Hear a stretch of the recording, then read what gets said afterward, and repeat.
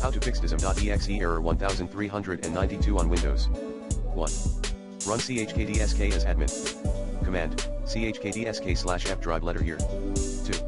Scan for potential.